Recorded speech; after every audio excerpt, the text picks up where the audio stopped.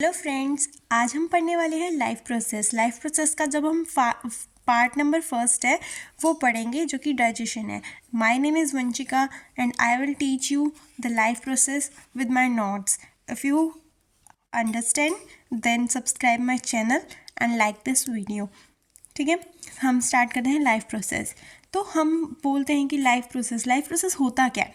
वो प्रोसेस जो लाइफ को कंटिन्यू करने में हेल्प करते हैं। जैसे कि हम क्राइटेरिया ऑफ लिविंग्स में हम काउंट कर सकते हैं, जिसमें ग्रोथ हो रही है वो लाइफ प्रोसेस है, या हम उसको लिविंग बोल सकते हैं।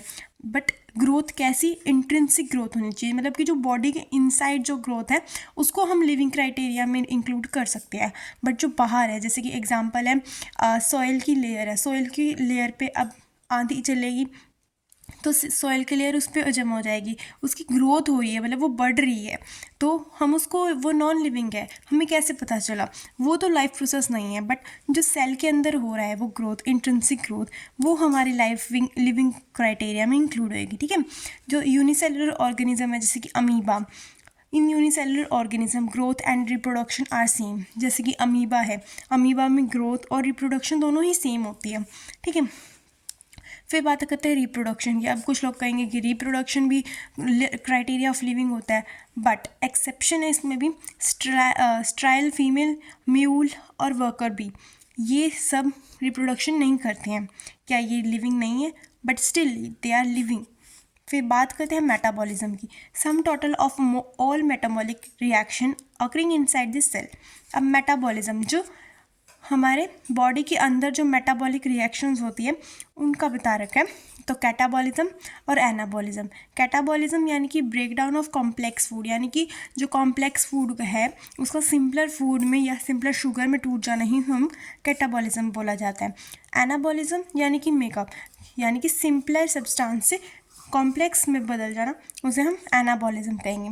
अब जो इन विट्रो और इन विवो मेटाबॉलिज्म की बात करें तो इन विट्रो हमारा आउटसाइड द सेल होगा, जैसे कि हमारा सेप्रोफिटिक में होता है, वो आउटसाइड द सेल होता है। और इन विवो यानी कि inside the cell, like human beings, amoeba, paramecium. ठीक है, metabolic reaction are deciding criteria for living. ठीक है, कि वो लिविंग है या नहीं है। ठीक है, सेलुलर एग्रीगेशन यानी कि जो भी चीज़ है वो किसी सेल के अंदर हो रही है और सबसे स्मॉलेस्ट लिविंग सेल के अंदर हो रही है। ठीक है, unicellular, anything taking place inside the cell, smallest living cell, unicellular organism. ठीक है, फिर बात करें हम कॉन्शियसनेस, यानी कि हम कितने अवेयर हैं अपनी सराउंडिंग्स को लेकर। ठीक है, human beings are the most consciousness ability to sense surrounding. ठीक है, अब डिफ्यूज़न इन, ये वाला हमारा एनसीईआरटी का क्वेश्चन है। फिर हम बात करते हैं न्यूट्रिशन के बारे में। न्यूट्रिशन क्या होता है? न्यूट्रिशन एक ये ऐसा ही प्रोसेस है जिसमें हम न्यूट्रिएंट्स को इनटेक करते हैं और उनसे एनर्जी लेते हैं। ठीक है, to derive the energy. Nutrition is the process of intake of nutrients like carbohydrates, fats, protein, minerals, vitamins and waters by an organism, as well as the utilization of these nutrients by the organism to derive energy। ठीक है, nutrition की हमने definition पढ़ ली है, ये definition आपको लिख के आनी है अगर पेपर में पूछी जाए।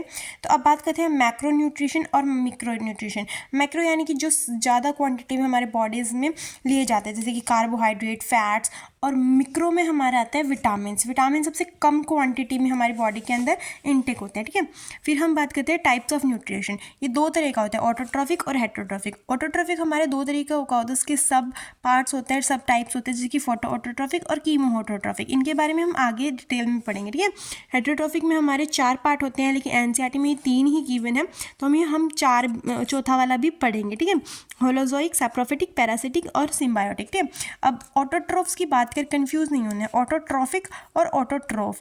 ऑटोट्रॉफ यानी कि जो ऑर्गेनिज्म है उनको ऑटोट्रॉफ बोला गया, और ऑटोट्रॉफिक एक प्रोसेस है। ठीक है, 2 मार्क्स में ये पूछा जाता है कि ऑटोट्रॉफिक और हेटरोट्रॉफिक में डिफ्रेंशिएट करो। तो ऑटोट्रॉफिक हमारा खाना खुद बनाते हैं, हमें पता है कि प्लांट्स प्रोड्यूसर्स जो होते हैं, और क्लोरोफिल इसमें चाहिए होता है, जैसे ग्रीन प्लांट्स, सम बैक्टीरिया भी होते हैं। ठीक है, हेटरोट्रॉफिक में ये अपना खाना खुद नहीं बनाते, डिपेंड होते हैं, इसमें क्लोरोफिल भी नहीं होता, एब्सेंट होता है, जैसे कि ऑल एनिमल्स, फंगाई। ठीक है, इसमें एल्गी भी आ सकता है। ठीक है, ऑटोट्रॉफिक न्यूट्रिशन की बात करें तो हमारे दो तरह के होते हैं, फोटो ऑटोट्रॉफिक और कीमो ऑटोट्रॉफिक। फोटो ऑटोट्रॉफिक में आपको इन शॉर्ट बता देती हूँ कि फोटो ऑटोट्रॉफिक वो होता है जिसमें कि लाइट की ज़रूरत होती है, जैसे कि CO2, वाटर, सनलाइट या क्लोरोफिल, ठीक है। इन सब की हेल्प से जो ग्रीन प्लांट्स है वो अपना खाना खुद बनाते हैं। ये रिएक्शन आप अच्छे से देख लेना, 6CO2 + 12H2 in the presence of HNO। HNO हमारा सनलाइट का सिंबल होता है। क्लोरोफिल, फिर बनाते हैं ग्लूकोज और 6O2 एंड प्लस में 6H2O, ठीक है। ये आप देख लेना। कीमो ऑटोट्रॉफिक वो टाइप ऑफ न्यूट्रिशन होता है जिसमें कि जो नॉन ग्रीन बैक्टीरिया है, जैसे कि पर्पल बैक्टीरिया, सल्फर बैक्टीरिया, ये केमिकल एनर्जी को यूज़ करते हैं अपने फूड बनाने के लिए, ठीक है। उनको एनर्जी लेने के लिए वो केमिकल रिएक्शंस का यूज़ करते हैं इनसाइड द बैक्टीरिया, जो बैक्टीरिया में होते हैं। इसमें इसकी रिएक्शन अच्छे से देख लेना, CO2 प्लस में H2S, हाइड्रोजन सल्फाइड होता है इसमें, और कुछ एंजाइम्स होते हैं वो ग्लूकोज, सल्फाइड, वाटर और एनर्जी बनाते हैं, ठीक है। इसके एग्जांपल देख लेना, purple sulphur bacteria, green sulphur bacteria, methanogens, nitrosomonas bacteria, ठीक है। अब बात करते हैं हेटरोट्रॉफिक न्यूट्रिशन की। हेटरोट्रॉफिक न्यूट्रिशन आपको पता ही होगा, जो अपना खाना खुद नहीं बना पाते, डिपेंड होते हैं। सेप्रोफिटिक, इसको आसानी से याद कर सकते हैं, सेप्रो यानी कि स से सड़ा हुआ, जो सड़ा हुआ खाते हैं, यानी कि सड़ा हुआ, जो कि डेड और डिकेइंग ऑर्गेनिक मैटर पे या ऑर्गेनिक वेस्ट पे जो अपना खाना लेते हैं और वहाँ से एनर्जी निकालते हैं, ठीक है। जैसे कि break down it into simpler forms and absorb it organic waste like leaves, twigs, excreta, जैसे कि फंगस हो गया, राइजोपस, ये बहुत इंपॉर्टेंट है, Rhizopus, bread mould, it is a type of saprophytic nutrition, ठीक है। सेप्रोट्रॉफिक। पैरासिटिक यानी कि जो किसी और होस्ट के ऊपर रहते हैं, किसी और लिविंग ऑर्गेनिज्म के ऊपर रहते हैं अपना एनर्जी लेने के लिए, ठीक है, अपना खाना लेने के लिए, ठीक है। जैसे कि प्लांट्स में कैस्कटा, अमरबेल जिसे बोलते हैं, ठीक है। एनिमल्स में हमारा राउंड वर्म हो जाएगा जिसको एस्कैरिस बोलते हैं, इसका कॉमन नेम है एस्कैरिस। प्लाज्मोडियम मलेरियल पैरासाइट है, और ये सारे ऑब्लिगेट मतलब कि कंडीशन चाहिए होती है वायरस को, ठीक है। थर्ड है हमारा सिम्बायोटिक, यानी कि this is the mode of nutrition in which 2 organisms live with each other and provide mutual benefit. मतलब कि 2 ऐसे ऑर्गेनिज्म हैं जो इकट्ठे रहते हैं और म्यूचुअल बेनिफिट, मतलब एक की ज़रूरत वो पूरी करता है और एक की ज़रूरत वो, जैसे कि हमारा लिचन्स है। Most common example which is lichens. Lichens are symbiotic association between fungi and algae. Fungi mycobiont, algae phycobiont. Phyco यानी कि फ से हम याद कर सकते हैं फूड, जो फूड बनाते हैं वो एल्गी है। एल्गी क्यों बनाते हैं? क्योंकि उसके पास क्लोरोप्लास्ट है, ठीक है। और फंगी हमारी माइकोबाइंड है जो कि इसको शेल्टर प्रोवाइड करती है, ठीक है। They are the pollution indicators, means जहाँ पॉल्यूशन होगा वहीं लीचन्स प्रेजेंट नहीं होंगे, मतलब जहाँ पे ज़्यादा पॉल्यूशन होगा वहाँ पे लीचन्स कभी भी प्रेजेंट नहीं होंगे, ठीक है। फिर होलोजोइक न्यूट्रिशन की बात करते हैं। It is a type of nutrition जिसमें कि जो फूड है inside its body and divided in simple form. This kind of nutrition is expected bye herbivores, carnivores, omnivores, amoeba and paramecium, ठीक है। न्यूट्रिशन इन अमीबा हमारा एक unicellular organism है जो कि यूकैरियोटिक ऑर्गेनिज्म है, ये मरता नहीं है कभी भी, इट इज़ इमॉर्टल, ठीक है। अमीबा इज़ अ यूनिसेलुलर और eukaryotic organism, it belongs two of protista. It is ये जो प्रोटिस्टा का किंगडम है जो हम 11th क्लास में पढ़ेंगे, प्लांट एंड एनिमल किंगडम, ये अमीबा जो है प्रोटिस्टा किंगडम से बिलोंग करता है। ये एक ऑमनीवोर है, ठीक है। It do not have fix shape and specific organ, it show intracellular digestion.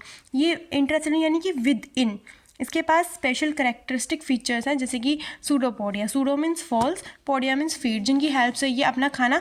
फिर हम बात करते हैं process of digestion in amoeba. इसमें 5 स्टेप होते हैं, इंजेशन, डाइजेशन, एब्जॉर्प्शन, एसिमिलेशन और इजेशन। इंजेशन की बात करते हैं यानी कि जो food is taken inside the body with the help of pseudopodia, यानी कि सूडोपोडिया अपनी फॉल्स फीड के जरिए वो उस फूड को एनगल्फ करता है, फूड वैक्यूल बनाता है। फिर डाइजेशन, फूड ब्रेक डाउन होता है सिंपलर फॉर्म्स में कुछ एंजाइम्स की मदद से, ठीक है।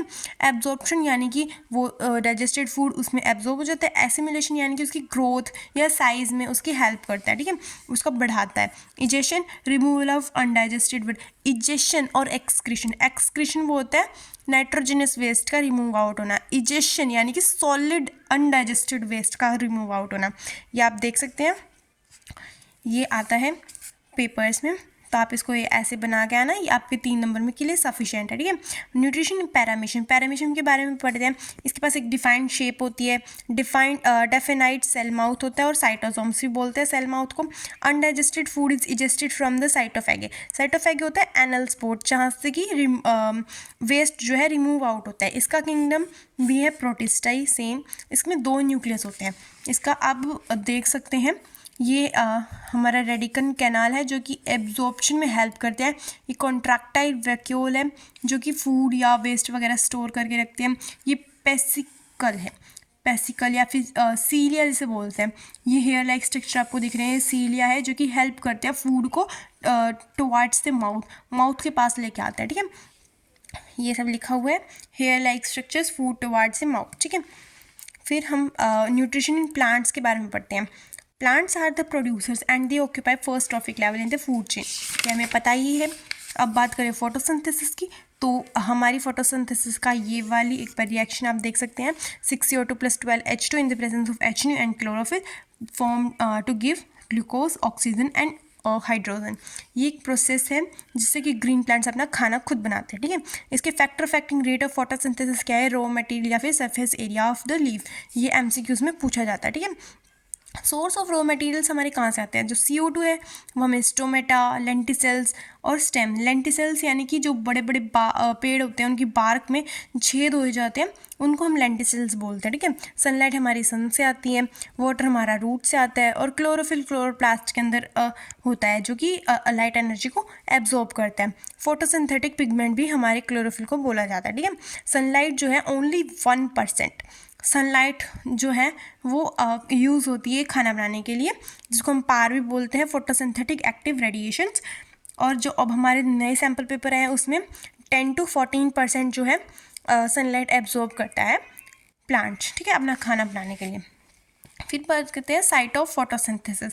क्लोरोप्लास्ट जो है वो site of photosynthesis, kitchen of the cell in the green leaves, present in the mesophyll leaf at the green dots, ये मीजोफिल लिव्स में प्रेजेंट होते हैं। क्लोरोफिल एक प्रिंसिपल पिगमेंट है जो मेन हेल्प करता है खाना बनाने के लिए, और ये इंपॉर्टेंट है। मैग्नीशियम आयन इज नेसेसरी, यहाँ पे मैग्नीशियम आयन बहुत ज़रूरी होता है जो कि और एब्जॉर्ब, क्लोरोफिल कौन सी लाइट को एब्जॉर्ब करता है, कौन, violet, blue and red region of visible spectrum. ये हमारा डाइकॉट प्लांट का लीव है जिसे हम देख सकते हैं। ये क्लोरोप्लास्ट है, डॉट डॉट लाइक स्ट्रक्चर्स, और ये मीसोफिल सेल है, ये पैरेन्काइमा है, स्पॉन्जी पैरेन्काइमा, और ये पैलिसिड पैरेन्काइमा, ठीक है। Water regulates the guard cell shrink और स्वेल, ये इंपॉर्टेंट है, कौन रेगुलेट करता है, water, this is very important, water, ठीक है। एक्सेप्शन केस ये होता है एपिडर्मिस, ये जो एपिडर्मिस आपको दिख रही है ये इसमें हेल्प नहीं करती है फोटोसिंथेसिस में, बट जो गार्ड सेल्स है इन्होंने अपने आप को मॉडिफाई किया है क्योंकि इनके पास क्लोरोफिल आ गए, तो ये इसलिए इसमें फोटोसिंथेसिस के प्रोसेस में इन्वॉल्व होते हैं CO2 लाइन में, और ये भी अपना फोटोसिंथेसिस दिखाते हैं, ठीक है। ये हमारा एक्सेप्शन केस है, ठीक है। मोनोकोट हम जान लेते हैं, मोनोकोट और डाइकोट क्या होता है। मोनोकोट वो होता है सीड कवरिंग 1 लेयर जिसके पास एक ही कवरिंग होती है, सेम टाइप ऑफ सेल। इसमें देखो आप डिफरेंट दिख रहे हैं, एक बार ये ओवल शेप है, एक बार सर्कल है, और डाइकोट में 2 कन्वर्जिंग और लेयर और डिफरेंट टाइप्स ऑफ सेल्स होते हैं, ठीक है। उसके बाद बात करते हैं क्लोरोप्लास्ट की। क्लोरोप्लास्ट में फर्स्ट स्टेप होता है, और ये आप देख सकते हैं, ये क्लोरोफिल जो है लाइट एनर्जी को एब्जॉर्ब करेगा, तो फिर एक इलेक्ट्रॉन है वो एक्साइट मतलब एनर्जी मिलेगी उसे, और फिर वो H2O को 4H पॉजिटिव प्लस में O2 पॉजिटिव प्लस में 4 नेगेटिव इलेक्ट्रॉन्स में तोड़ देगा, और यहाँ से और O2 रिलीज आउट हो जाएगी। ये फर्स्ट स्टेप है हमारा। फिर ADP और जो इनऑर्गेनिक सब्सटेंस है फॉस्फेट है वो ATP में बदल देंगे, फोटो फॉस्फोरिलाइजेशन इसका नाम है प्रोसेस का। और फिर NADPH जो कि एनर्जी है वो H पॉजिटिव आयन जो यहाँ से निकले हैं उसके साथ कंबाइन होकर एक एनर्जी बना देगी जो कि आगे यूज़ होगी ये डार्क रिएक्शन में। फिर ये डार्क रिएक्शन होएगा ATP NADPH2 प्लस में CO2 जब एटमॉस्फेयर से मिलेगी तो ये ग्लूकोज शुगर बना लेगा, ठीक है। स्ट्रोमा हमें पता ही है क्या होता है, और नॉन ग्रीन पिगमेंट पार्ट होता है। Grana remains embedded in it, also contain different enzymes, ठीक है। फंक्शन इसका site of dark reaction, grana thylakoid, और मेन जो हमारी फोटोसिंथेसिस होती है वो थाइलाकोड के अंदर होती है, ठीक है। फिर ऐसे ही हमारा मैकेनिज्म ऑफ फोटोसिंथेसिस आप ये देख सकते हैं, पूरा पढ़ लेना, ठीक है। लाइट रिएक्शन के बारे में मैंने आपको बता दिया है, रॉबर्ट हिल ने डिस्कवर की थी, इसको हिल्स रिएक्शन भी बोला जाता है, फोटोकेमिकल प्रोसेस होता है, ठीक है। This is the first part. Thank you.